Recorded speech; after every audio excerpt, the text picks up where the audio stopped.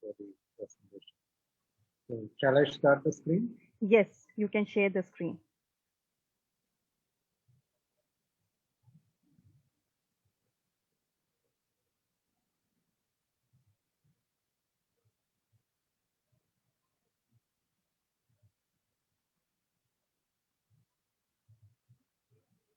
The screen is visible, Yes, right? its screen is visible, doctor. Am I audible? Yes, you are audible also. Okay. So first of all, let me thank the organizers uh, for inviting me for this particular lecture, especially my good friend Rajiv and Vinny. So without much delay, let's start with the presentation. And my topic is case selection in the bank.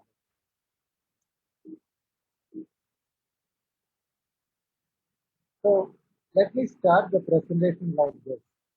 Imagine I'm planning to start a dental college.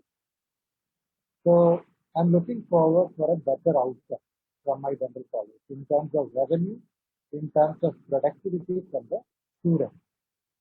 So in order to have a good dental college, we need three things.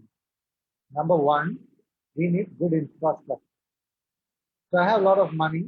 Imagine I have a lot of money and I have invested for a good infrastructure for my students and for my colleagues and teachers and all this. Number two, what is required is the best teachers. So what I have done is I have hired the best teachers from the nearby town. And the last thing which I required for the college to be successful is students. But even though I had constructed a good infrastructure and had acquired the best teachers, imagine I had taken the bad students, the outcome will be bad. So we need to have good students, students who have interest in learning dentistry, students that have the minimum requirements to go into a professional degree course. We need to select the students well. Otherwise, even though the infrastructure is good and we have the best teachers, the outcome will be bad. So I would like to correlate this with the case selection in endodontics. You know why? Because even though we have the best setup in the form of CBCT, you have the best equipments, and you yourself also had invested a lot in your clinical acumen. If you select a bad case for endodontics, your outcome will be bad. So how will you select a case? We need to select the case with all aids and knowledge. That's what we generally say. What do you mean by aids?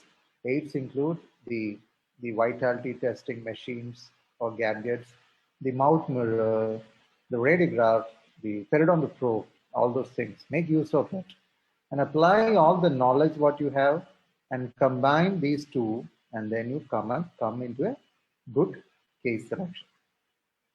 So it all starts with a very good clinical examination.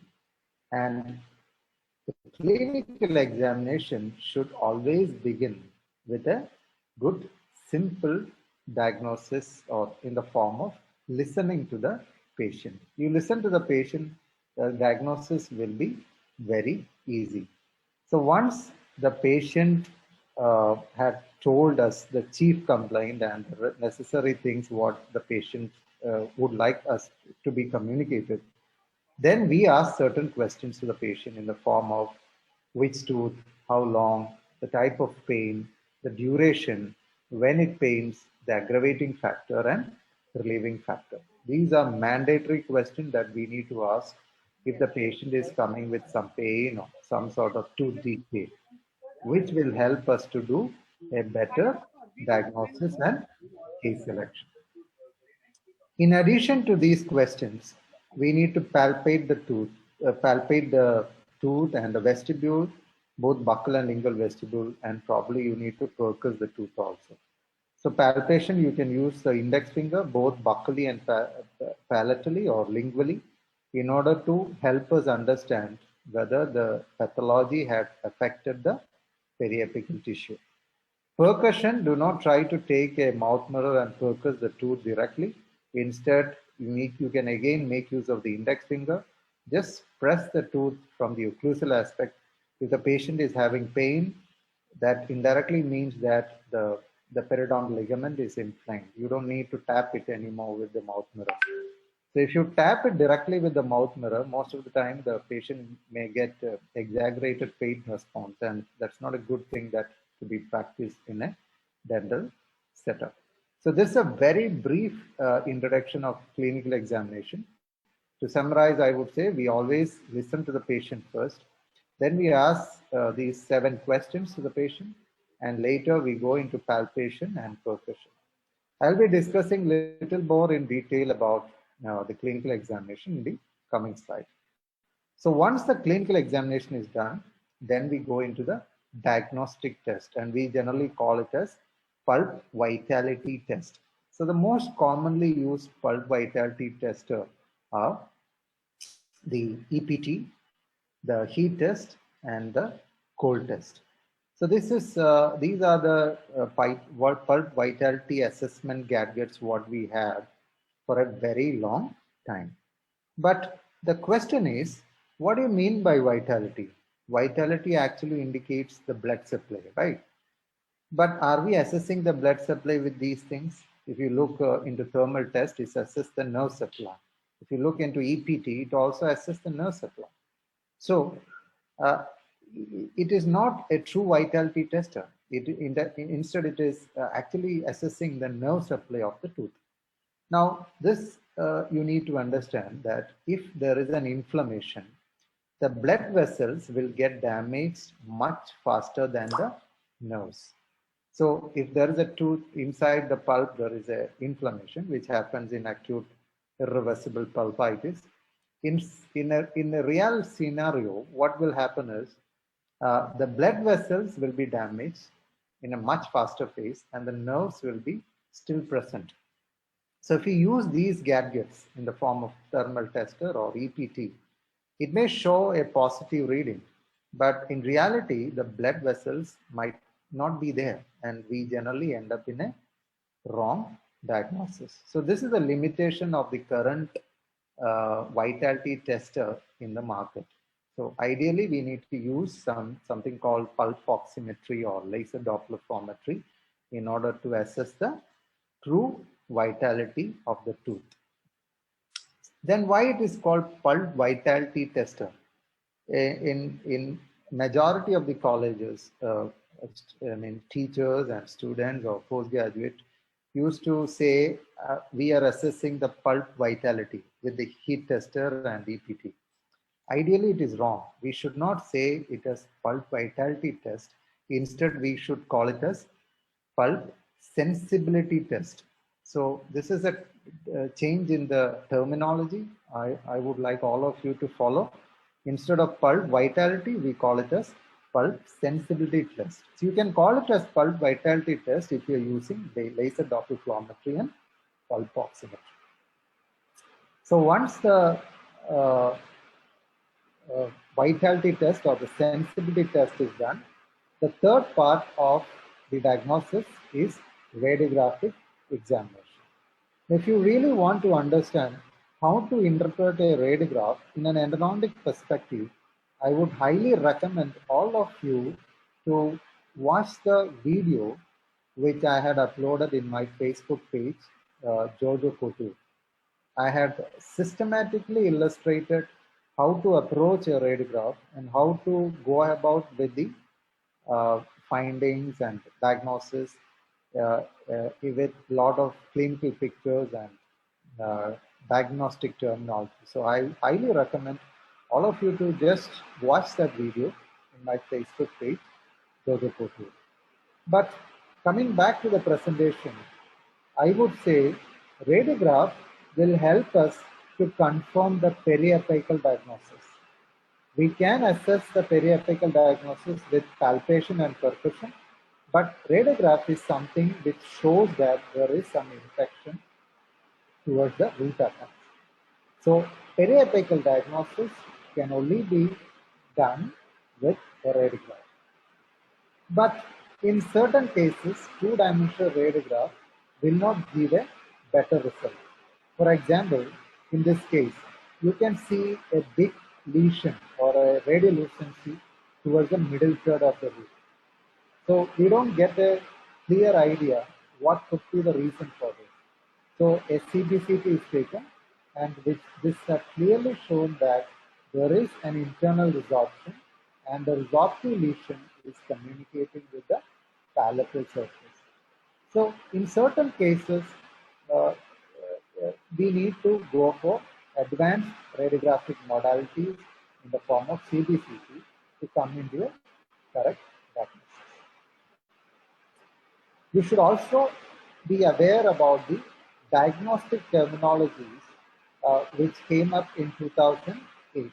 If you look into old textbooks, when I was doing my undergraduation and post-graduation, we generally get confused with what diagnostic terminology should be used for pulpal and periapical diagnosis. For example, WHO have a classification for pulpal and periapical pathology. Wayne have, Engel have, Cohen have. There is a classification from Grossman. There is classification for Rabinejad, Castellocchi, then AE have. So as a student and a teacher, we generally get to confuse what the diagnostic terminology should be used in a particular case. So because of all these dilemma in diagnosis, the AAE, or American Association of Endodontics, had come up with a beautiful clinically relevant classification for pulpal and periapical pathology. So if any one of you is not aware about this diagnostic terminology, I would highly recommend to search a diagnostic terminology, which is published in 2008-9, and please read it. It's simple to follow in a clinical setup. Now let's move on to the other factors which influence the case selection. So we had briefly seen the major factor that will influence case selection, that is the clinical examination. Then we should look into the sensibility tests in the form of thermal and EPT. If you have pulp oximetry or laser doppler you can make use of that also. And lastly, we look into radiograph in the form of 2D and 3D, and combining all these three, we come into a diagnosis. So other than these, what are the other factors which influence the case selection in endodontics? I would say the first factor which influence the long-term outcome of endodontics is periodontium.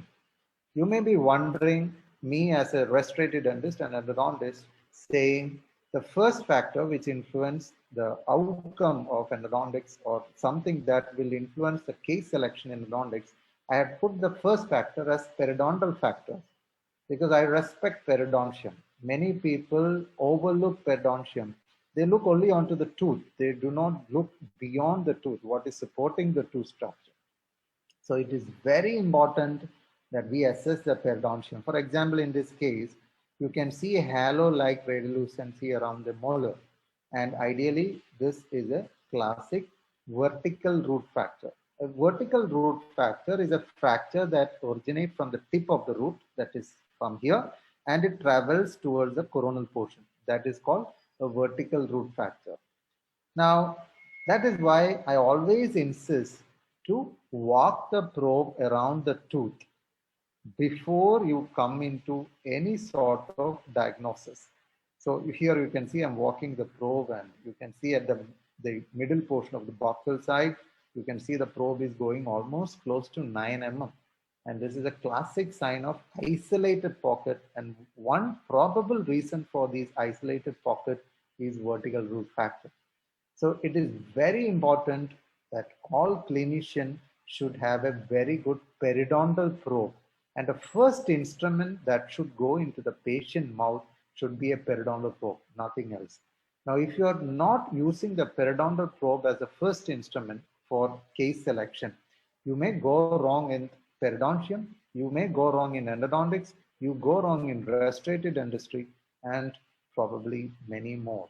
So I highly recommend to walk the probe around the tooth in order to understand the status of the periodontium.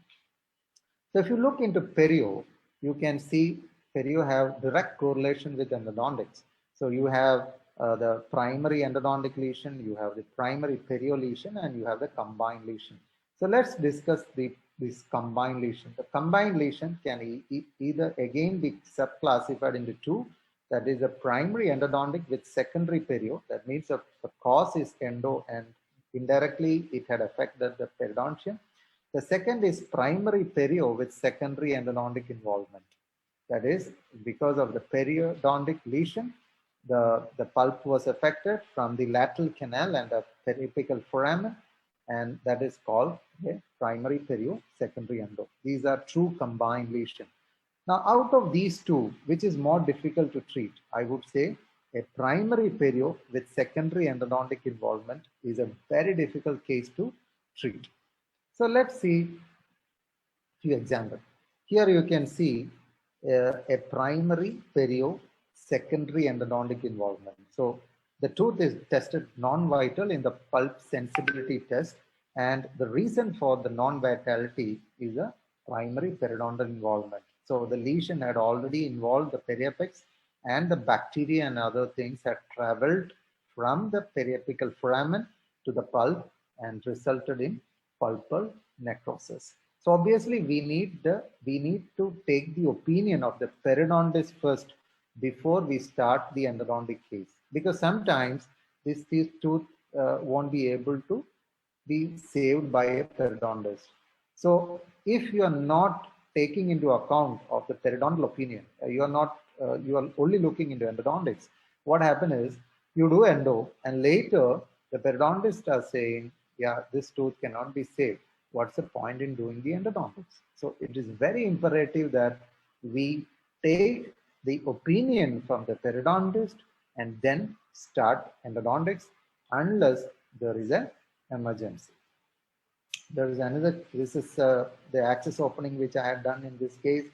You can see I made it very minimal as possible and then the observation. And this case was handed over to my periodontist, and periodontist will take care of the management, the rest of the management.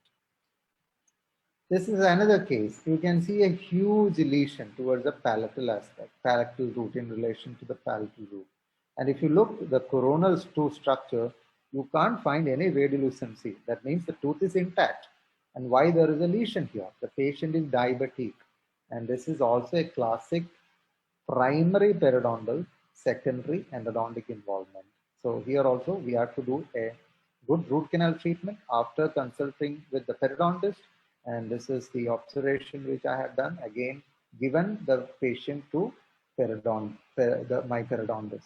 So to conclude this, what I would like to tell all of you guys is, whenever you come into a primary perio, secondary endo lesion, it is very important that you communicate to the patient the significance of periodontal management. And it's not about doing endo and putting a crown. Rather, the treatment won't be complete unless it is periodontally managed. Let's see another case here. You can see a big lesion in relation to the second molar. The tooth is restored heavily, and there is, here I had done a sinus tracing with GP, and the tooth is having pocket also. So if you look into the radiograph, you can see this is a classic sign of primary endodontic, secondary periodontal involvement. So what could be the reason for the primary endodontic lesion? You can see a radiolucency here, and this is an internal resorption. Now, because of the internal resorption, the tooth become non-vital, and the bacteria and all the infection have traveled to the periapex, and from the periapex, it's traveled to the crustal bone, and that is why it is called a primary endodontic, secondary periodontal involvement.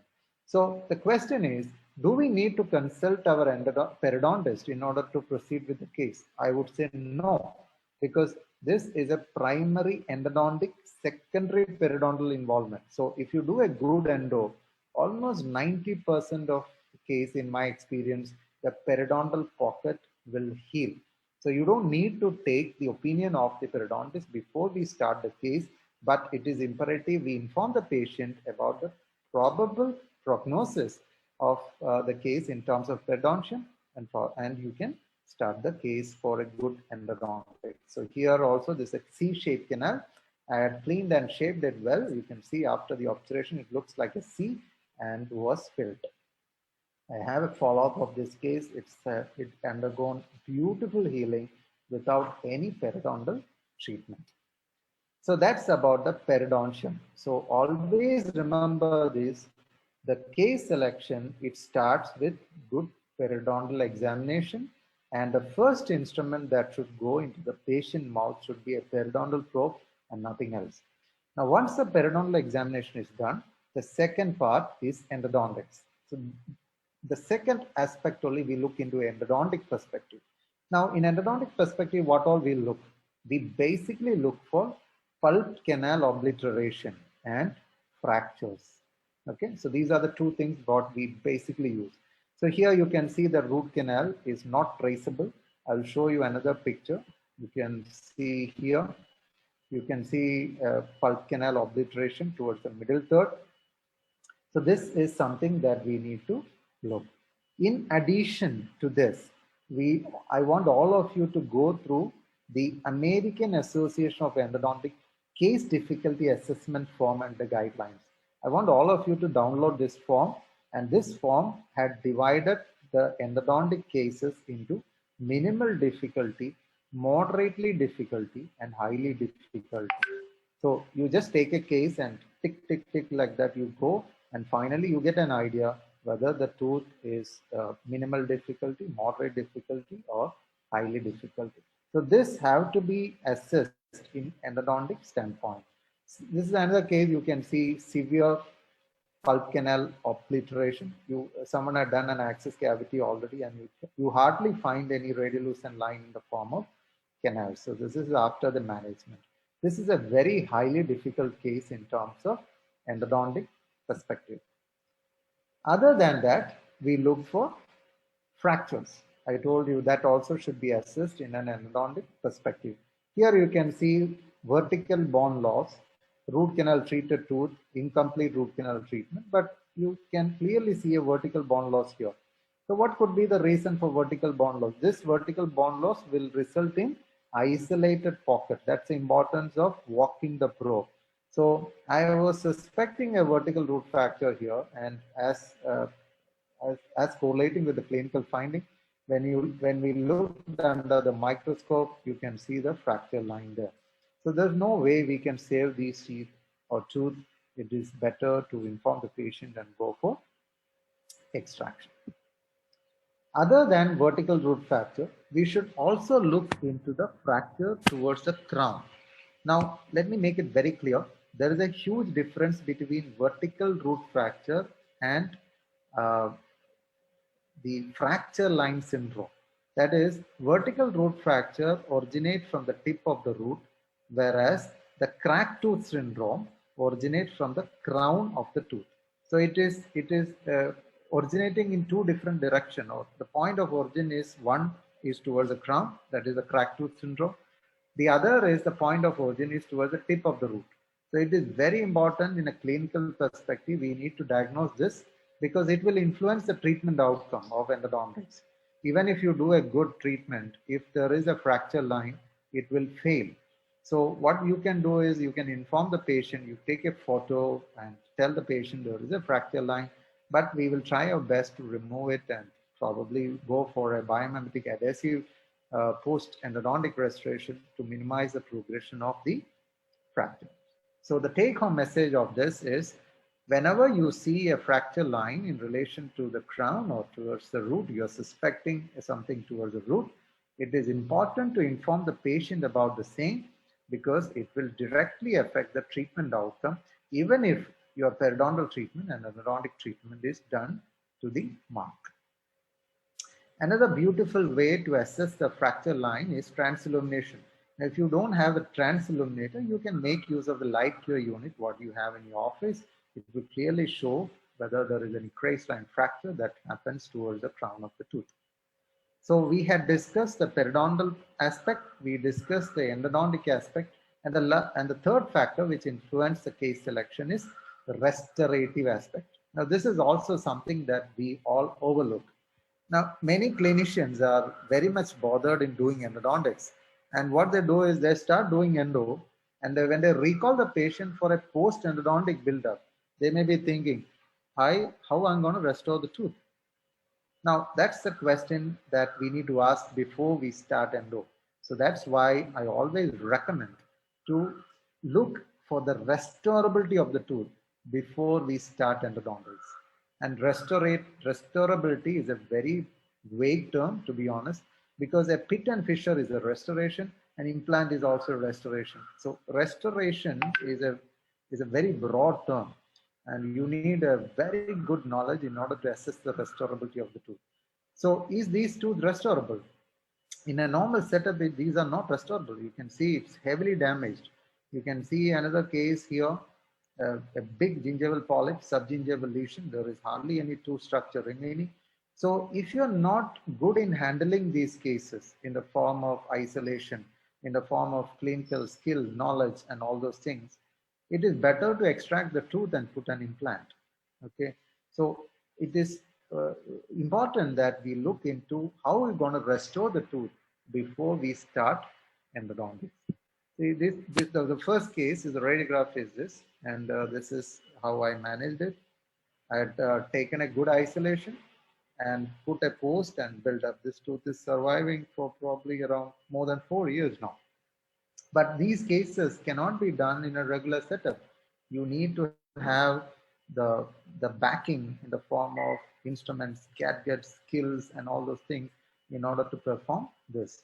This is the second case which I have shown you, a huge gingival polyp. You can see calcification towards the distal buccal, mesiobuccal, and the palatal. The tooth is heavily damaged, subgingival lesion. So I had made use of the gingival barriers, the rubber dam, the Teflon to get the isolation.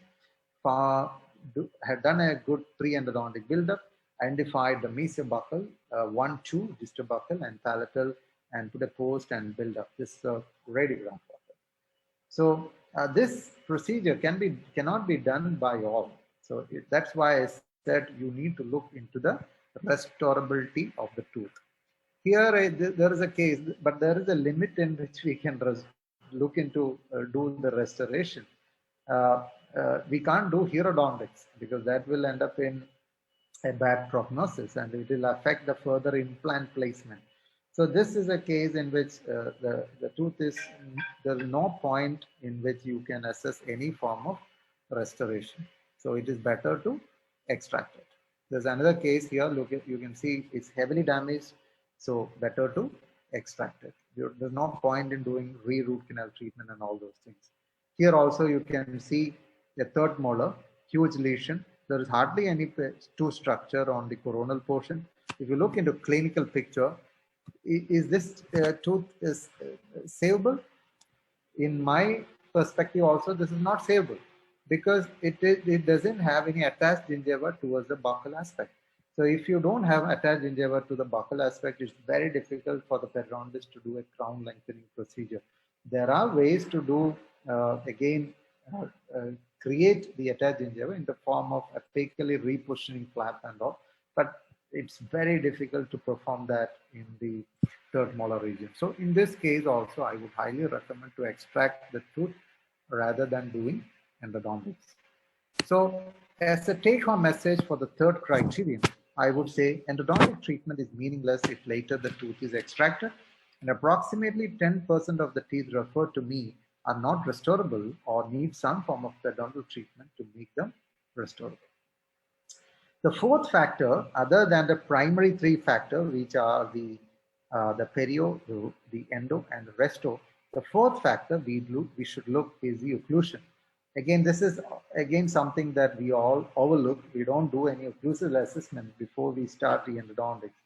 I would say it's a very important thing that we need to perform before we start the endodontics. And many clinicians doesn't know what's the difference between a blue and a red articulating paper. The blue, generally, if dentists used to take whichever they like. Some like blue, they take blue color. Then if you need red color, you're fascinated about red color, they take red color. Ideally, blue should be used for assessing the centric contact, and the red should be used for assessing the eccentric contact. So you need to have a basic idea about the occlusion. See, in this case, you can see this tooth is having severe pain. It is tender to percussion. There is some sort of periodontal widening. And most of the time, if you see a picture like this, we start with endodontics. But when we assess tooth for occlusal assessment, you can see a heavily blue facet happening towards the distobuccal cusp of the lower molar. And there is no marking towards the second molar. So a simple occlusal adjustment has been done for this tooth, and now you can see there is a marking that is happening towards the second molar, and the facet has been gone from the distobuccal cusp. So we don't need any endodontics here. It's a problem with the restoration. They didn't look into the occlusal assessment after the restoration. So do not jump into endo if the tooth is having some tenderness to percussion. Always look for the trauma from occlusion, or occlusal assessment also have to be done before you jump into endodontic procedure. The fifth factor that we need to look is anatomic. Now, what all we look in anatomic? The first we need to look is what are the anatomically relevant structure around the tooth. For example, in this case, imagine you are planning to do an endodontics here. There is a high implication to look into anatomic factor, that is a mandibular nerve. You can see the mandibular canal is in close proximity with the root. So what is important here, if at all you are planning or performing an endodontic procedure, the working length and maintenance of working length in the irrigants, with the irrigants and the obturation material is very important. Otherwise, the irrigant and the filling material will overshoot, and it can result in nerve damage. So we need to look into adjacent anatomic structures in the form of mandibular canal. For an upper tooth, it should be a maxillary sinus. The floor of the maxillary sinus will be in close proximity with the premolars and the molars. So you should assess the proximity of those anatomic structures. Other than that, what we should assess? We should assess the angulation of the tooth. Now, if you don't take into consideration about the angulation of the tooth, for example, in this case, the tooth is angulated. If you don't consider this angulation, most of the time we result in a perforation towards the lateral aspect. You can see the clinician hadn't taken into consideration about the angulation, and they had done an access cavity, making sure that the burr is parallel to the long axis of the crown. So most of the time, it will end up in a wrong access cavity. So to summarize about anatomy, I would say you need to look into the anatomic structure which influence the treatment outcome in endodontics in the form of mandibular canal and maxillary sinus. Also, you need to look into the angulation, rotation, and all those things in a tooth perspective, in a perspective of the tooth, in order to do a better access cavity. The sixth factor which influences the outcome in endo is isolation. I would highly recommend to do all of you to perform endodontics under rubber dam isolation. It's a very important thing which affects the treatment outcome. Now, other than the routine isolation thing that we get from a rubber dam, I personally found two more advantages in using rubber dam. The second advantage is to tackle blah blah patient. Many patients won't allow you to start the treatment, and in between they have a lot of doubts, so our workflow will be affected. So it's a simple solution. You put the dam, that's it. There's no patient talking. It's stress-free dentistry. Third advantage, obviously, to some extent, you can tackle bad odor. If some patients, if they open the mouth, you get an anesthetic effect, and to some extent that also can be tackled with rubber dam. So other than the primary purpose of isolation and retraction and protection, it gives an additional advantage of these two, which you should not tell or write in any university exams or viva. So these are the isolation which I do. I almost do all the respiratory and endodontic procedure under rubber dam isolation. and literature is ample enough to say that when you perform the root canal treatment and the rubber dam isolation, you get a better treatment outcome. So I also look for the isolation. If I'm not able to isolate the tooth properly, I may not be taking up that tooth for endodontics. That's a bad tooth. I would say it's a bad case to be going for root canal treatment. The seventh factor which we should look is compromised access. This is also something that many people overlook. When you see a tooth with decay, you probably will be giving an appointment for root canal treatment. And you are given an LA and you ask the patient to open the mouth and patient says, yeah, this much only I can open. Then we may say, we can't do endodontics if you are opening this much. The question is then why don't you assess it before? So it is important to assess the mouth opening of the patient in the first visit in order for us to do a better endodontics, because we need the burr to be parallel to the long axis of the tooth. Now, there are certain tricks to tackle it in the form of controlled memory files, or you can use a handpiece with a smaller head, or there is burrs available of a shorter length. All these things you can make use of and tackle the case, but I would recommend all of you to look onto the mouth opening also in the case selection aspect in terms of endodontics. The eighth factor which influences the outcome of endodontics is motivation. Now, I would say it is our duty as a dentist to motivate the patient, but still the patient is least motivated in preserving the tooth. They are not understanding the importance of preserving the tooth. Don't do root canal. That's my personal take-home message. Because even if you do a good root canal, the patient may come up with pain because psychologically the patient doesn't want to do a root canal treatment. So it is our duty to motivate the patient, but still the patient is at least motivated. I will recommend that's also not a good candidate for endodontics. Instead, you can ask the patient to extract the tooth and transfer it to the prosthodontic department. The last factor and the most ignored aspect in endodontics in terms of case selection is capability. Okay. Now, this statement, this is one of my favorite statements, and I would, this statement should be asked by ourselves to us, even if you are a general dentist or a specialist, including me, this question have to be asked before we start a case. And the question is very simple. Do I have the skill, experience, and equipment to carry out the procedure? Now, if you ask this question, seeing all these things like radiographic, clinical, and all these things, if you ask this question to yourself, an answer will pop out from your heart. Now, if the answer is no, please don't do it. If you perform it, that's called an unethical practice, because you're not capable in doing it, you know it, but still you are experimenting it. So you can do it in a college setup because there is someone to assist or guide you. But in your regular practice, if you feel that you're not good in doing or performing this particular procedure, it's not applicable only to endo, but to other specialty also, you should give the tooth to someone else who is capable in doing or tackling case. And it's applicable to me also.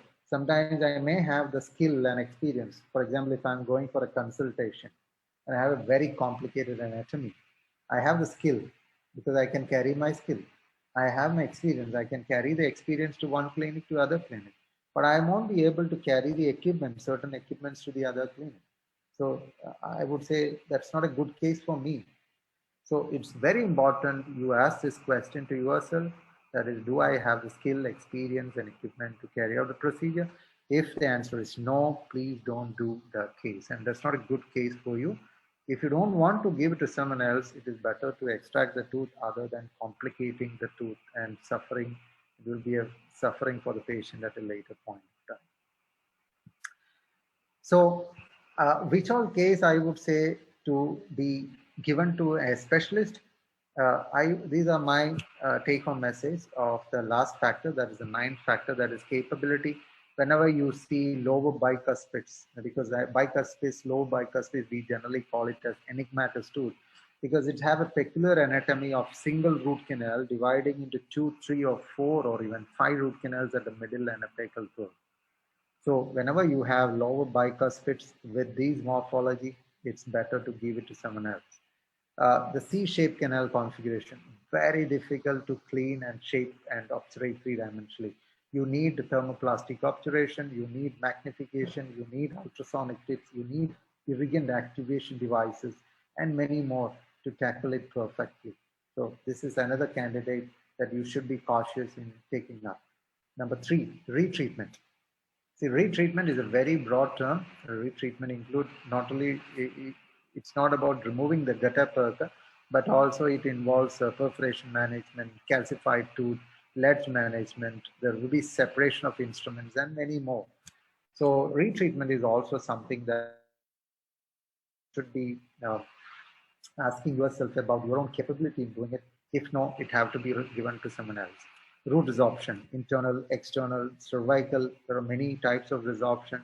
Complicated treatment, bad prognosis, you need an expert to tackle it. Development anomalies in the form of dense evagination, palatoginger groove, the talent cusp, dilaceration, there are many more. So these are again complicated things to tackle in an endodontic perspective. Complex root canal anatomy, complex diagnosis that can also be given to an expert. Sometimes uh, if you're not able to diagnose the problem, don't do the any sort of procedure there. First, the cause of the disease should be understood. Then only you start the treatment, because then only you can do a good treatment plan. So if you find it difficult to come into a correct diagnosis, you better take or rent the help from a periodontist or a restorative dentist or an endodontist in their own respective specialty. Immature tooth, open apex. If you're not good enough to tackle an open apex, again, make use of the help from other specialists.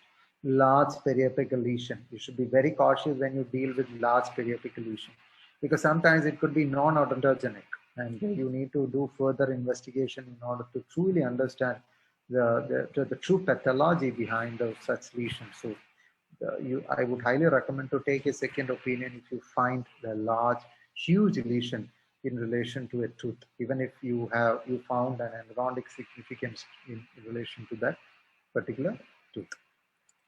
So this is the last slide I would like to put. That is an article which was written by myself and my good friend Denzel. It's about the questioning the spotlight on high-tech endodontic. If you want to read this article, it's a letter to editor. You can look into my ResearchGate profile. This article is freely downloadable. I would highly recommend to all of you to read it. It's a 2-page article, but it's worthy reading. And here we have listed out various factors that influence the treatment outcome in endodontic. And you can see the first factor that influences the treatment outcome in endodontic is case selection. Okay, so if you don't select the correct case, you may go wrong with everything in endo and ultimately result in bad outcome. So that's about from my side about case selection. I know there is a mixed candidate here. I understood from Dr. Rajiv and Dr. Vinny that the crowd is a combination of undergraduates, postgraduates from various specialty, academicians, and researchers. So I tried to put my presentation in such a way that all are benefited. I hope from the next day onwards, from tomorrow onwards, when you pick up a case for endodontics, you should definitely look into all these aspects and take a good case so that the endodontics become more predictable. So that's about from my side. Thank you all for the patient listening, and thank you the organizers for giving me an opportunity to speak about a topic which I love in my own way. That's it. Over to the organizers. Thank you, Dr. Kutur, for a very insightful and inspiring lecture. I have few questions from the audience which have been sent to us. Okay. The first question is, Doctor, can you give some decision-making tip for saving a tooth whose tooth structure is left subgingivally? That's more of a periodontal stuff. Okay. For me, I would say, even though during my undergraduation I hate perio, when I learned my specialty, that is restorative dentistry and endodontics, I understood that something, if I have a second chance in doing a specialty, I would definitely take perio. So if you have a subgingival lesion, you need to manage the soft tissue. Okay. And technically we call it as deep marginal elevation and acquisition. So that's a procedure that we follow. The management of soft tissue can be done with laser, or you can make use of the knife, or you can use of burrs. Many ways to tackle it. Unless you don't manage the soft tissue, it is very difficult to restore a subgingival lesion. So that's a very brief outline how to manage it. And depending upon your circumstances, the availability of the consultant, your capability in doing and understanding the things, you can choose what is best for that. But what is my recommendation is, if you are not good enough to do it, a subgingival lesion, better don't do it. It is better to extract the tooth. Because if your restoration is not good, your seal is not good, and maybe the tooth will fade after 3-4 years. There is an article published in 2011 in Journal of Endodontics, and what they assessed is the reason for extraction of endodontically treated teeth. It's a prospective survey, and the primary reason, which was a surprise for me also, what they understood is the reason for extraction of an endodontic treatment teeth is periodontal involvement. So in India, especially in India, I don't know about other areas, but especially in India, periodontics is the least respected specialty. But to be honest, if you look into international setup, one of the most top indexed or impact factor journal are periodontal journal. So that means a lot of research is happening there, and unfortunately, that is something that we need to be important. That's how you manage a subgingival lesion. Thank you, Dr. Jojo, for your response. One more question is there. Dr. Jojo, I am also an alumni for MADC. So I have one question. In my working place, we are advised to take only about 2 X-rays per tooth per patient for RCT. Which step will you advise me to take the X-ray? I would definitely pre-op should be there. If you have no other option more than 2, I would say the second should be the Mastercom.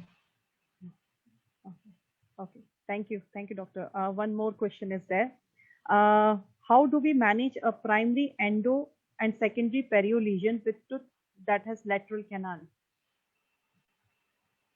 Yeah, you have to start with endodontics. A good irrigation you need to follow, because irrigation is something that will tackle lateral canal.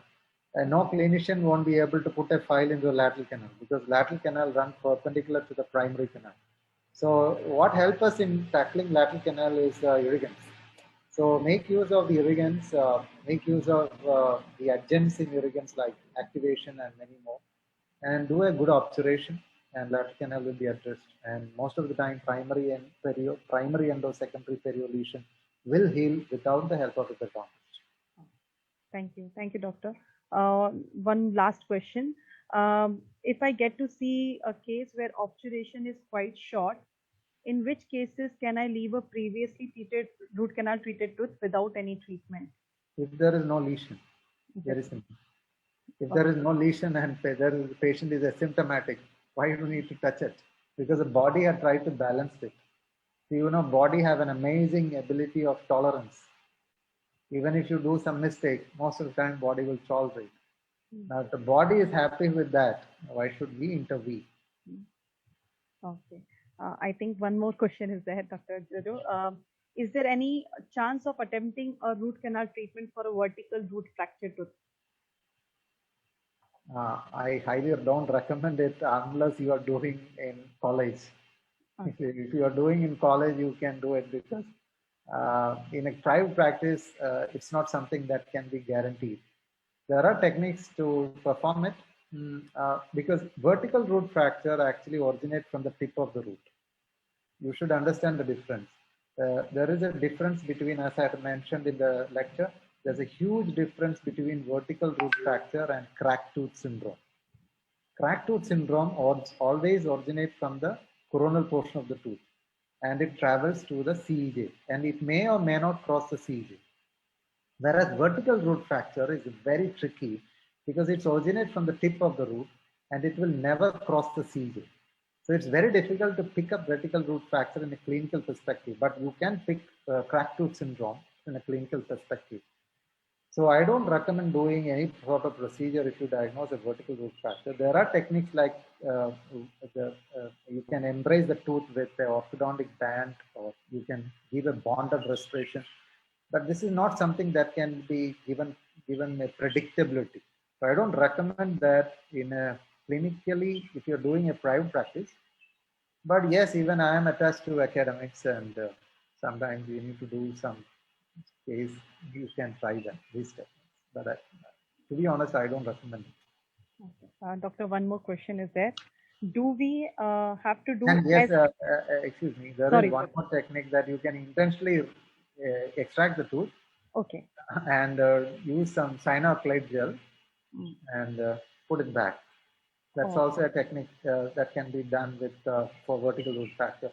And isolated case reports have shown good results, even though one of the potential complications is tooth ankylosis. But if you look into the evidence of the priority of evidence, you know that the case reports and opinions are very bad in their impact. So I don't recommend it, even though that's also a procedure that can be done.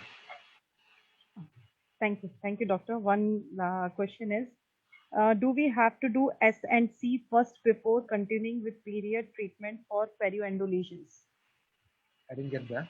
Come again. Do we have to do a S&C first before continuing with period treatment for perioendo lesions? I'm sorry, what is? Let me just.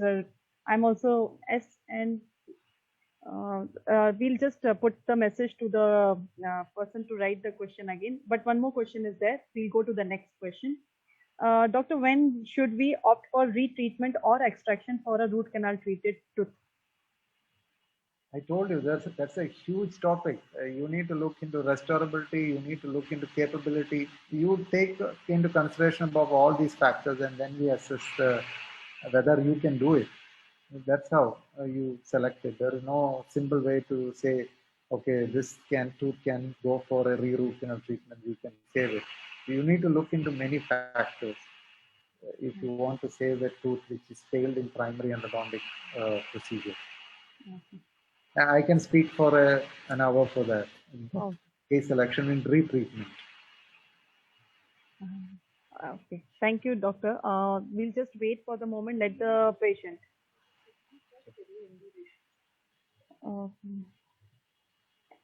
S&C shape. Oh, okay, doctor. I now get it. Sorry. Do we have to do shaping and cleaning first before continuing with perio treatment for perioendo lesion? You mean to say primary endo or primary perio? That first before continuing with perio treatment. Are they the student? I think it's undergraduate or post graduation maybe, but they have not mentioned that is it a primary endo or perio. But maybe I would say in either way, it's a combined lesion. Whether it is primary perio secondary endo or primary endo secondary perio, I would say first we do endodontics, because anyway tooth is necrotic and periodontal healing is affected by pulpal status. A periodontist will agree with that. If you have a necrotic tissue within the pulp, and these necrotic debris can affect the periodontal healing through lateral canals and apical foramen. So I would say, why don't you do a good endo and then start with the perio, so that perio healing will be predictable. Thank you. Just let us wait for any other queries, doctor. Just thank.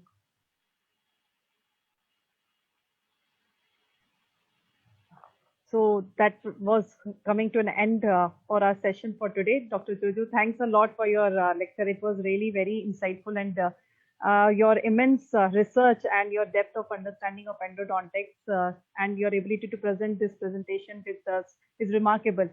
So on behalf of the organizing committee, I, Dr. Khushbu, would like to thank you for your taking our time and presenting your guest lecture at IDEC 2021. Thank you, Dr. Jojo Kuttu, thank you. For the audience, we will be right back for our live session with the next guest speaker at around 3:30 p.m. And we'll be ending the session at Facebook Live now. Thank you. Thank you, Dr. Jojo. Thanks a lot.